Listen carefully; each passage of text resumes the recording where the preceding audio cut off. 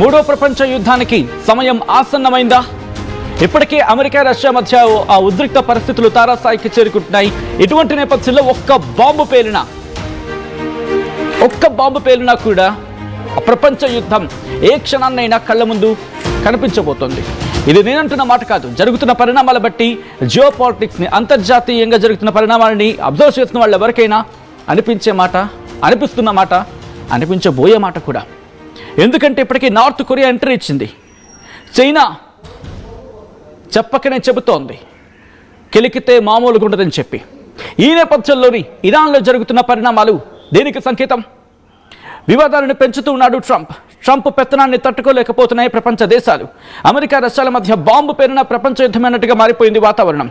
ఈ క్రమంలోని ఇరాన్లో జరుగుతున్న పరిణామాలు అక్కడ రెసీమ్ చేంజ్ అంటూ మాట వినిపిస్తోంది.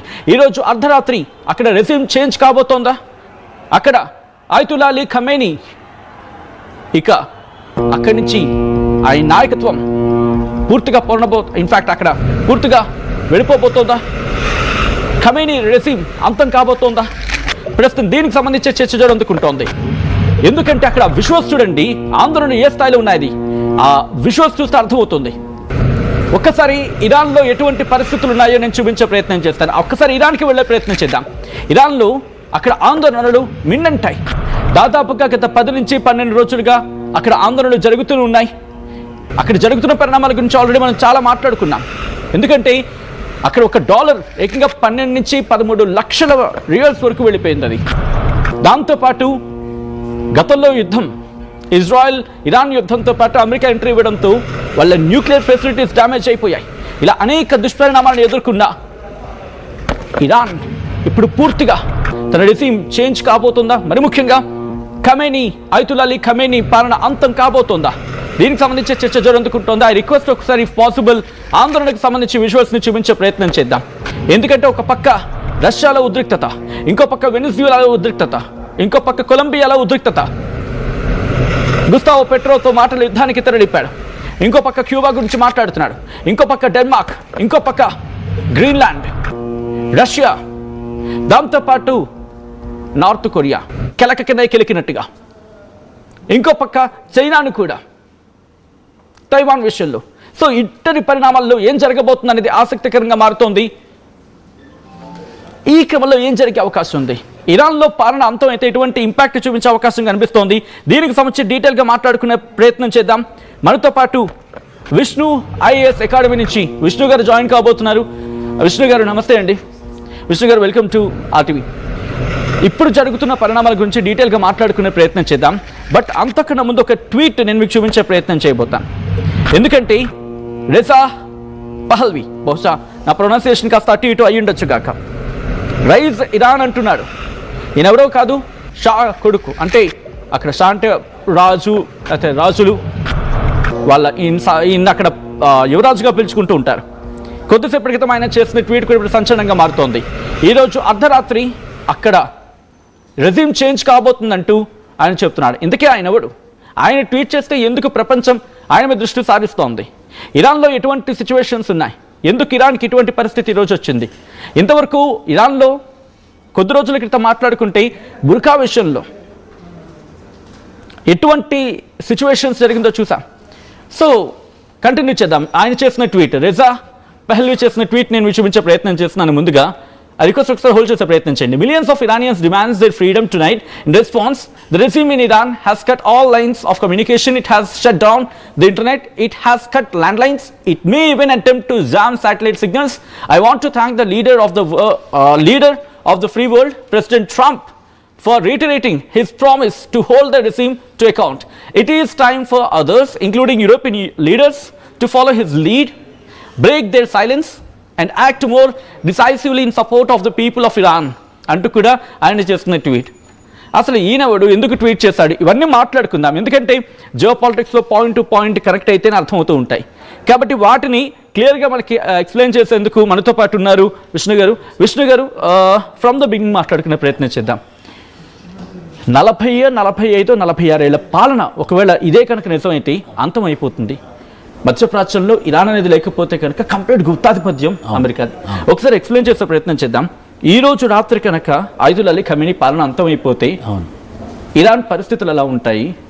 అమెరికాకి ఏం రికల్స్ రావచ్చేది? ఖచ్చితంగా సచిన్ గారు, ఇందులోకి వెళ్ళే కన్నా ముందు మనం చరిత్ర తెలుసుకోవాల్సిన అవసరం ఎంతైనా ఉంది. 1944లో అక్కడ షా రెజీమ్ అనే రెజీమ్ ఫామ్ అయిందనమాట. 1944లో ఆ 1944 Shah regime United States of అమెరికాకి ఒక తొత్తులాగా, లేకపోతే యునైటెడ్ స్టేట్స్ ఆఫ్ అమెరికా చెప్పినట్టు వినే రెజీమ్ అనమాట. సో 1944 నుండి 1979 వరకు ఈ షా రెజీమ్ మొత్తము యునైటెడ్ స్టేట్స్ ఆఫ్ అమెరికా చెప్పిన విధానంలో వెళ్ళేది. 1979లో ఇస్లామిక్ రెవల్యూషన్ వచ్చి there Ayatollah Khamenei government, Ayatollah Khamenei regime, Islamic revolution అని అంటాం దీన్ని మనము, ఆరెంజ్ రెవల్యూషన్ కూడా అంటాము. సో ఓవరాల్గా ఇస్లామిక్ రెవల్యూషన్ వచ్చేసి 1979 నుండి ఈ రోజు వరకు మీరు చెప్పినట్టుగా ఈ రోజు అర్ధరాత్రి వరకు Islamic regime, Islamic government run అవుతుంది. సో దీనికి ఎక్కడి నుంచి పునాదులు పడ్డాయని తెలుసుకోవాల్సిన కూడా ఇంతనే ఉంది. 2022లో ఒక మజీనీ అనే ఆవిడ హిజబ్ కట్టుకోకపోవడం వల్ల అక్కడ మోరల్ పోలీసింగ్ బాగా ఉంటుంది. అంటే షరియా లాని మాత్రమే ఇంప్లిమెంట్ చేయాలి, వాళ్ళని మోరల్ పోలీసులు అని అంటారు అనమాట. వాళ్ళు తనని తీసుకొని జైల్లో పెట్టేసి కొట్టడం వల్ల తను చనిపోయింది. ఆ రోజు నుంచి మొదలైనటువంటి మూమెంట్ యాంటీ ఇస్లామిక్ మూమెంట్ 2022లో, తర్వాత 2024లో వచ్చినటువంటి ఎలక్షన్స్లో ప్రెసిడెంట్ ఇంతకుముందు ఉన్నటువంటి ఇబ్రహీం రైజ్ ఆయన గవర్నమెంట్, ఆ ప్రెసిడెంట్ మారిపోయి మొహమ్మద్ పెజల్ ఖాహీ అనే ప్రెసిడెంట్ ఫామ్ అయ్యాడు అనమాట. తర్వాత ఈ మనకి జూన్ 2025లో చూసుకుంటే 12 రోజుల యుద్ధం జరిగింది. Israel, United States of America ఇద్దరు కలిసి ఇరాన్ మీద 12 రోజుల యుద్ధం చేసిన తర్వాత అక్కడ ఉన్నటువంటి infrastructure, physical infrastructure, social infrastructure మొత్తం పేల్చేశారు ఆ 12 రోజుల యుద్ధంలో. అక్కడ మొదలైంది అసలైనటువంటి ప్రాబ్లం.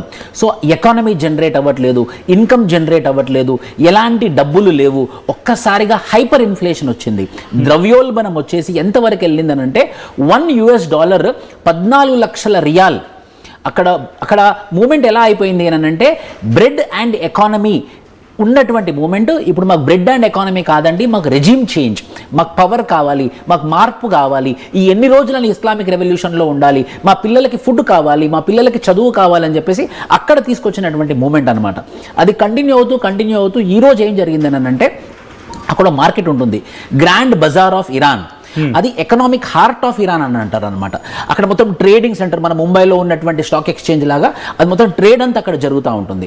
అక్కడ ఉన్నటువంటి ట్రేడర్స్, అక్కడ ఉన్నటువంటి ఇన్ఫ్లుయెన్షియల్ ఎకనామికల్ పీపుల్, ఆర్థికంగా బలంగా ఉన్నటువంటి ఇరానియన్ పీపుల్ అక్కడ కూడా రివాల్ట్ తీసుకొని వచ్చి ఇక మాకు రిజీమ్ వద్దు, ఈ ఇస్లామిక్ రెవల్యూషన్ వద్దు, మాకు మార్పు కావాలి, మాకు ఫుడ్ కావాలి, మాకు మా పిల్లలకు చదువు కావాలని చెప్పేసి జరగడం వల్ల ఈరోజు అర్ధరాత్రి మాత్రం ఇప్పుడు చూస్తున్నటువంటి పరిణామాల దృష్ట్యా 1979లో స్టార్ట్ అయినటువంటి ఇస్లామిక్ రెవల్యూషన్ 2026 జనవరి 9కి ఎండ్ అయ్యే అవకాశాలు ఎక్కువగా ఉన్నాయి. అంటే 47 సంవత్సరాల సుదీర్ఘమైనటువంటి ఒక రెజీమ్ మార్పు అయితే జరిగే అవకాశాలు ఎక్కువగా కనబడుతున్నాయి సచిన్ గారు.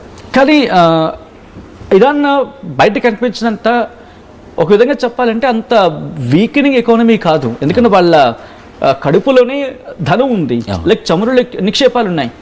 ఎందుకంటే మనం కూడా ఒకప్పుడు వాళ్ళ నుంచి చమురు తీసుకునే వాళ్ళం. సో ఇప్పుడు